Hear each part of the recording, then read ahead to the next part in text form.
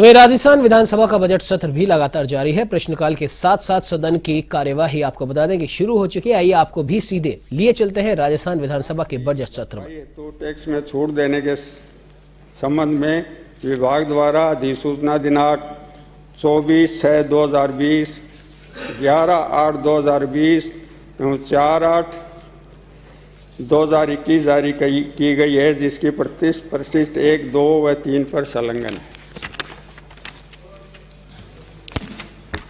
माननीय अध्यक्ष महोदय,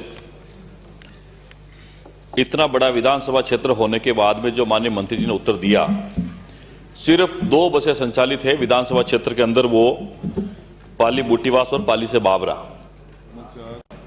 मेरा माननीय मंत्री महोदय से निवेदन रहेगा कि इससे पहले भी प्रश्न मैं वही पूछ रहा हूं। इससे पहले जैतारण से बिरोल, डिगरना, बोरुंदा तक, जैतारण से मेड़ता रूट पर, कर्मावा से पाटवा होते हुए जोधपुर तक और काणुजा, बगड़ी, कलाड़े होते, ये जो ग्रामीण क्षेत्र उसमें पूर्व में निगम की बसें संचालित थी, लेकिन क्या कारण है कि वो बसें बंद कर दी गई?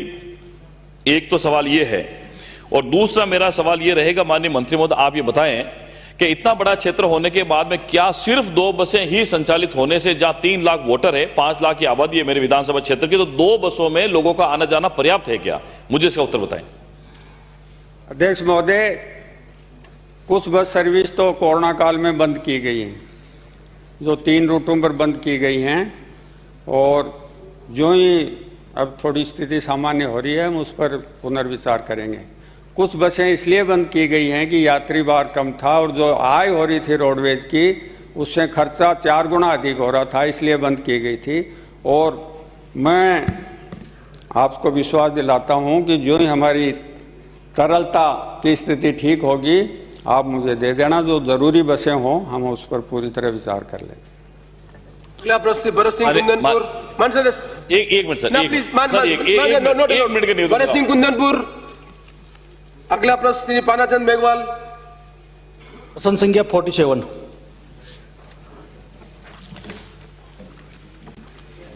माननीय अध्यक्ष महोदय,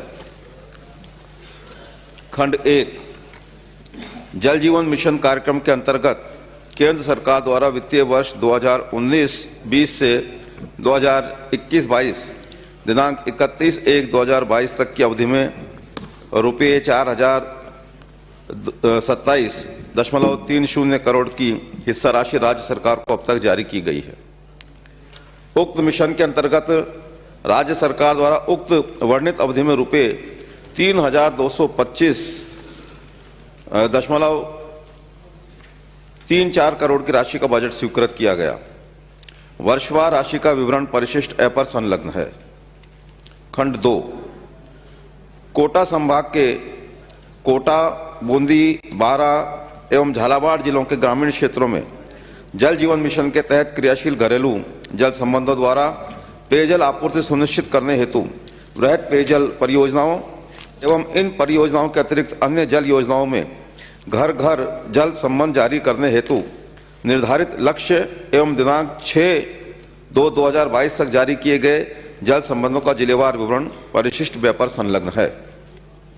खंड 3 जल जीवन मिशन के अंतर्गत कोटा संभाग के उक्त वर्णित जिलों हेतु 30 वृहद पेयजल परियोजनाओं की स्वीकृति के विरुद्ध 17 परियोजनाओं तथा 359 अन्य जल योजनाओं की स्वीकृति के विरुद्ध 332 जल योजनाओं का क्रियान्वयन प्रारंभ करने हेतु कार्यादेश अब तक जारी किए जाकर वृहद पेयजल योजनाओं अंतर्गत रुपये 924.33 लाख एवं अन्य जल योजनाओं अंतर्गत रुपये 4,216.53 लाख, इस प्रकार कुल 5,140.86 लाख का व्यय माह जनवरी 2022 तक किया गया है।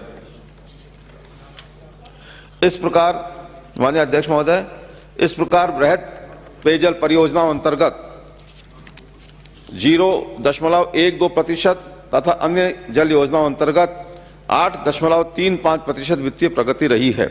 संभाग के युक्तानुसार शेष रही परियोजना अन्य योजनाओं की तकनीकी स्वीकृति निविदा संबंधी कार्रवाई शीघ्र पूर्ण कर इनका क्रियान्वयन प्रारंभ करने का कार्य हाथ में लिया जाएगा।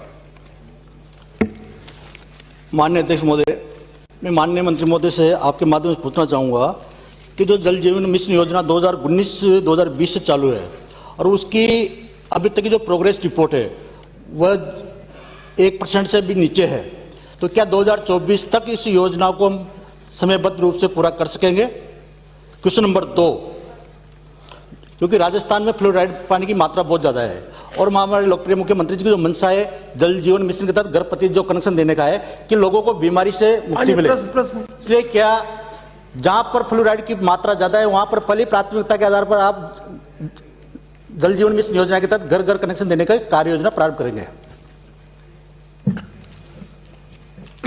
माननीय अध्यक्ष महोदय, आपके माध्यम से निवेदन करना चाहता हूं कि हमने एक नई योजना के तहत काम शुरू किया है कि हम 3-3 महीने का एक लक्ष्य लेकर चल रहे हैं और हमारी कोशिश है, ये निश्चित बात माननीय सदस्य ने सही कही है कि हमारी इस योजना की जो प्रगति है वो शुरू में काफ़ी धीमी रही, लेकिन पिछले लगभग 10 महीने से हम लोग इस योजना की प्रगति को हम लोगों ने काफ़ी तेज गति करने की कोशिश की है और हम उम्मीद करके चलते हैं कि सारी परिस्थितियां अगर ठीक रहीं तो हम अपने लक्ष्य को हासिल करने का जो 2024 का लक्ष्य है उसको पूरा प्रयास करेंगे। जहां तक जहां फ्लोराइड की मात्रा या पेयजल बिल्कुल इस तरीके का उपलब्ध नहीं है, हम नवाचार भी कर रहे हैं। जहां फ्लोराइड की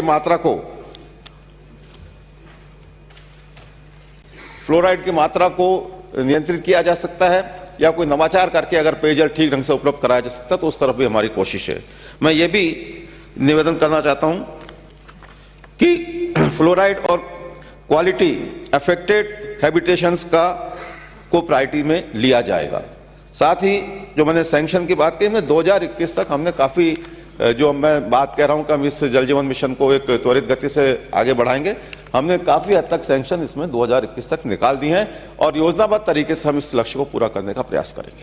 माननीय मंत्री जी, मैं एक कमेंट करना चाहता हूं। इसलिए जल जीवन योजना, जब राजस्थान में 1% पानी है, जब तक आप जल जीवन को इरिगेशन के साथ जोड़कर सतही पानी बरसात का रोकने का नहीं करेंगे तब तक हम घर घर कनेक्शन दे दें पानी एश्योर नहीं कर पाएंगे। मेरा आपसे निवेदन है कि विभाग पहले एश्योर करे कि हमारे पास जितना पानी उपलब्ध है, जितने पानी से हम कनेक्शन दे सकें, तब तो इस योजना का लाभ मिल पाएगा। अन्यथा पहले भी जितनी भी योजना बनी उस योजना का अर्थ ये होगा कि हमने कनेक्शन दे दिए, सोर्स हमारा आर्ग्यूमेंट नहीं हुआ तो हम पूरे पानी की व्यवस्था नहीं कर पाएंगे।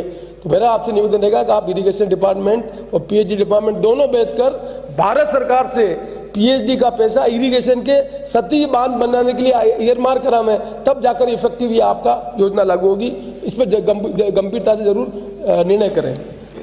माननीय अध्यक्ष महोदय, पटेल भी कुछ बोलना चाहते हैं? अध्यक्ष महोदय, ये